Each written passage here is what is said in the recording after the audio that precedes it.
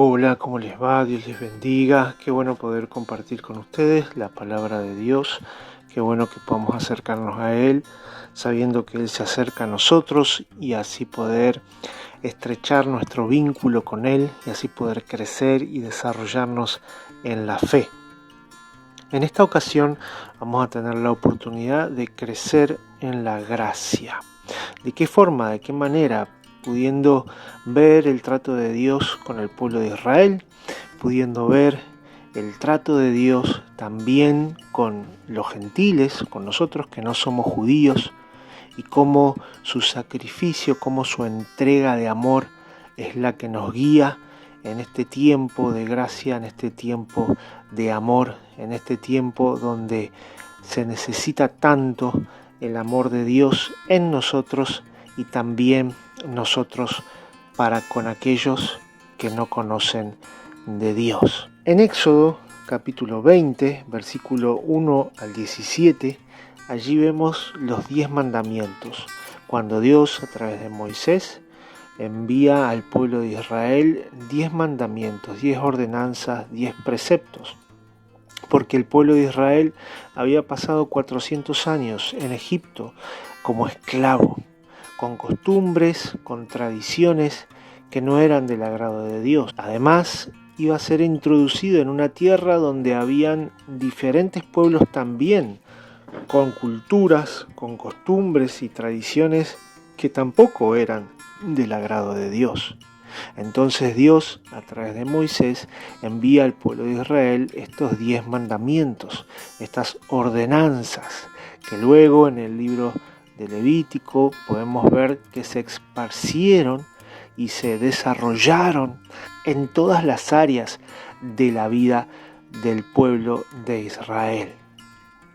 Ahora bien, nosotros que no somos judíos, ¿cómo nos atañe todos estos preceptos que Dios le habló al pueblo de Israel en aquel tiempo?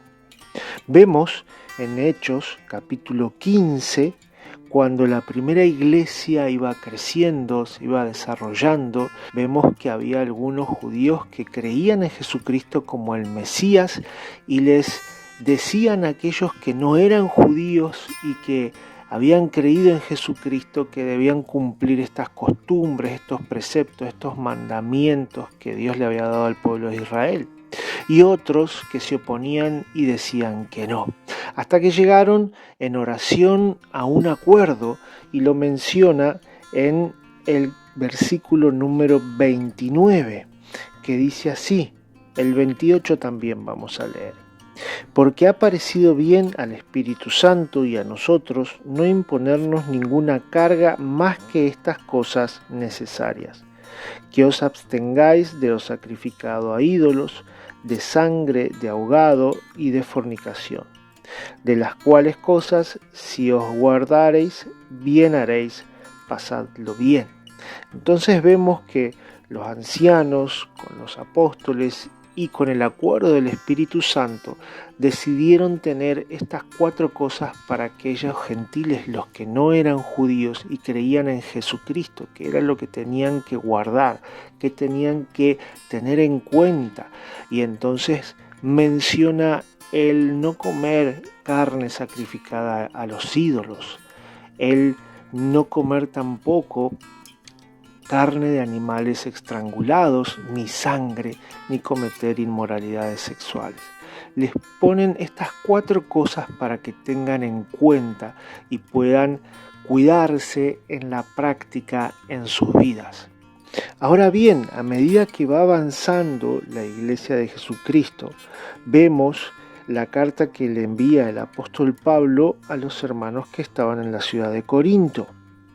Y les habla en el versículo 6 acerca de que todo nos es lícito, pero no todo nos conviene. Nos habla acerca de la conveniencia, y en ese mismo capítulo también nos habla de que todo nos es lícito, pero no nos dejemos dominar por nada. Vemos cómo la gracia de Dios y la libertad de Dios se manifiesta en la conducta de aquel que cree en Jesucristo. Pero vemos, siguiendo la lectura en el capítulo 8, también cuando habla acerca de la objeción de conciencia con respecto a la carne sacrificada a los ídolos. Quiere decir que si yo en mi conciencia entiendo que eso no tiene ningún mal para mí y que el ídolo no es nada y que esa carne no va a producir nada en mí y la como con fe y doy gracias a Dios, puedo hacerlo y no tengo ningún inconveniente. Pero aquí viene algo muy importante, porque nos menciona allí en 1 Corintios capítulo 8, que si estoy con un hermano en la fe que piensa que sí puede dañarle, que sí no estaría bien poder consumir esa carne, yo por amor a él, aunque piense que sí está bien y no va a hacer nada para mi relación con Dios y para mi cuerpo, pueda privarme de eso. E inserta la palabra tan poderosa para nosotros los cristianos, tan poderosa para nosotros que creemos en Jesucristo y tan poderosa para nosotros que recibimos de Dios esta palabra que es el amor.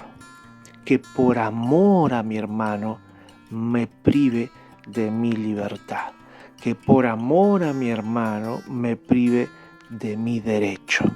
Y entonces menciona que no coma por amor a mi hermano, porque si él piensa que no está bien, que delante de él no lo haga. Ahora es bueno poder tener en cuenta entonces que la gracia de Dios nos hace fijarnos en los demás, que la gracia de Dios no nos hace fijarnos en nuestra individualidad, en nuestro deseo, en nuestro derecho o en nuestra libertad, sino que la gracia de Dios nos hace focalizarnos en los que tenemos a nuestro lado y por amor a ellos privarnos de muchos derechos y muchas libertades. Lo mismo menciona también la palabra de Dios con respecto a los animales estrangulados o a la sangre, la libertad de conciencia. Por eso es bueno tener presente la gracia que Dios nos ha dado. Por eso es bueno tener presente la palabra de Dios, como va mencionando todo lo que se ha cambiado en el Antiguo Testamento. Y Jesús mismo habló diciendo: oíste que fue dicho no matarás, oíste que fue dicho no cometerás adulterio, y eleva la vara, digámoslo así, del compromiso para con Él y nos da unas nuevas enseñanzas y nos da unos nuevos valores para poder tener en cuenta. Es bueno poder crecer en la gracia de Dios. Es bueno poder ejercitarnos en el discernimiento del bien y del mal. Es bueno poder crecer en el amor hacia los demás, como también nos dice la palabra, la carta que le envía el apóstol Pablo a la iglesia que estaba en Gálatas, cuando hace una diferenciación en el capítulo 5 entre las obras de la carne, obras egoístas, obras en nuestra libertad que nos llevan a deshonrar a Dios y a hacer mal a nuestro cuerpo y a nuestro entorno, con respecto al fruto del Espíritu Santo, donde menciona, luego de especificar cada conducta, nos dice lo siguiente: contra tales cosas no hay ley. No hay una ley que pueda medir el amor hacia una persona. No hay ley que pueda medir la suficiente o poca bondad. No hay ley que pueda medir la mansedumbre, la templanza, el dominio propio, el gozo, la fe.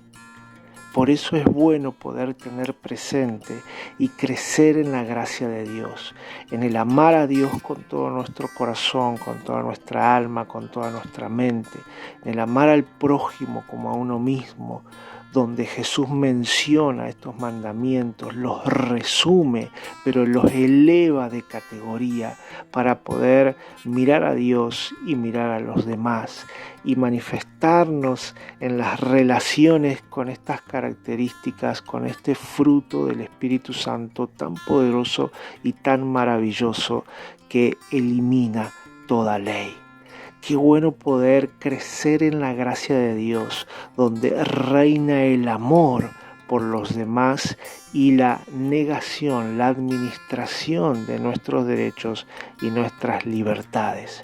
Qué bueno poder desarrollar en nuestra vida y crecer en la gracia de Dios para no acusar a los demás, sino poder amar a los demás como Dios hizo con nosotros.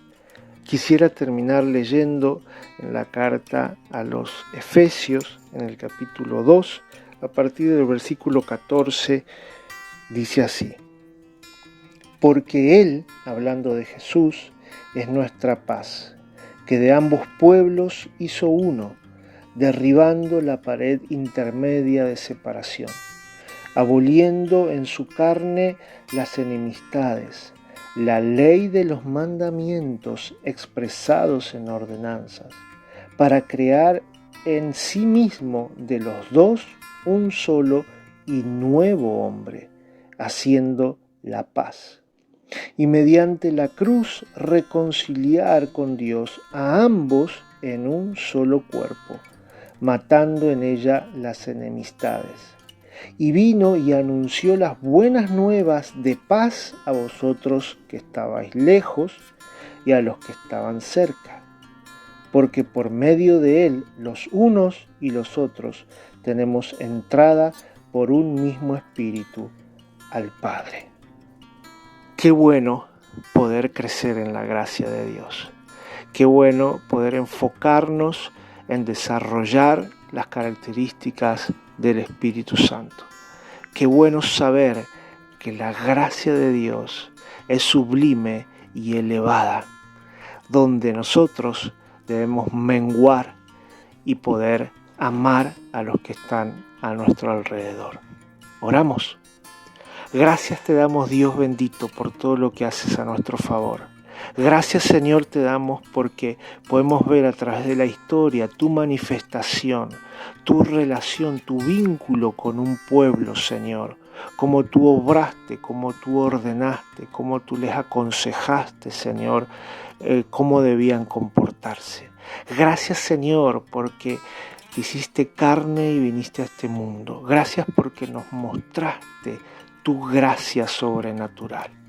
Gracias te damos porque también en la primera iglesia vemos cómo el acuerdo entre los líderes y con tu Espíritu Santo trajo libertad, pero una libertad que vela por el amor al prójimo.